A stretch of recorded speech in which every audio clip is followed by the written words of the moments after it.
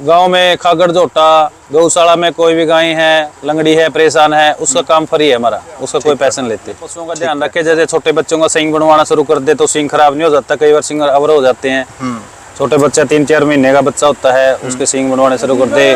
अपने पैरों के पशुओं का ध्यान रखे, ज्यादा पैरों के नीचे ढील हो जाती है, उसकी वजह से पशु परेशान हो जाता है, लंगड़ा हो जाता है, उनका ध्यान रखे। नमस्कार, आज हम आपको दिखाने वाले हैं एनिमल ब्यूटिशियन के नाम से मशहूर भाई विनोद की वीडियो।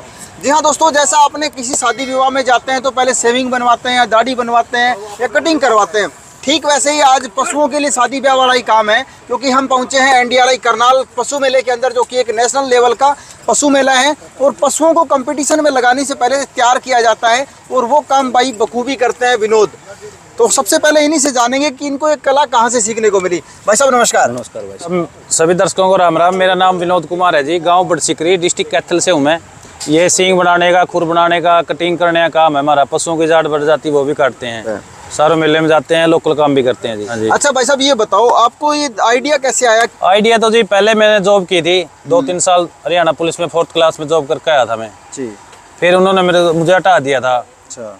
फिर मैं इस काम में बढ़ गया था, हमारा खानदानी काम है जी। पहले बाप दादे भी यही काम करते थे, फिर मैंने भी इस काम को सुधारा है। ठीक है। इस काम में बढ़ गया, लोगों के साथ मिला हूँ, संपर्क होया है और अच्छा काम किया लोगों का।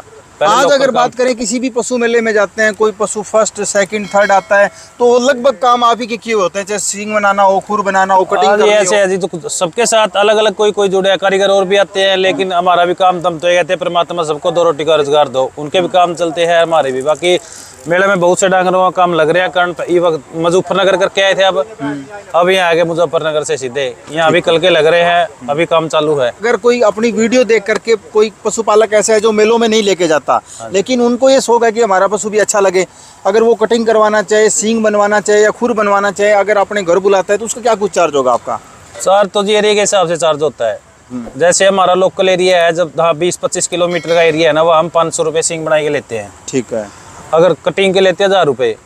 अगर दूर बंदा बुलाता है तो खर्चा दूर के साथ में जाएगा फिर वो। अच्छा, ये तो होगी जी भाई साहब आपकी रोजी रोटी और कमाई की बात।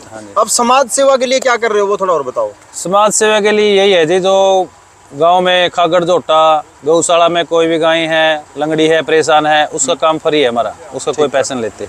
ये काफी अच्छी बात एक समाज सेवा के रूप में भाई साहब कर रहे हैं। आपके गांव में यदि कोई खागड़ गाय, लंगड़ी, लूली ऐसी है जो खुरों से परेशान है या सींगों से परेशान है, कई बार देखा जाता है आवारा पशु होते हैं, उनका सींग जो है घूम करके शरीर में, त्वचा में बैठ जाता है, जिससे पशु काफी दर्द महसूस करता है। अगर आपकी नज़र में कोई ऐसा पशु आता है तो भाई साहब के नंबर स्क्रीन पे चल रहे हैं, आप इनको लोकेशन बताएं, गाँव बताएं, तो ये वहाँ पहुँच उस पशु का फ्री में ट्रीटमेंट करेंगे।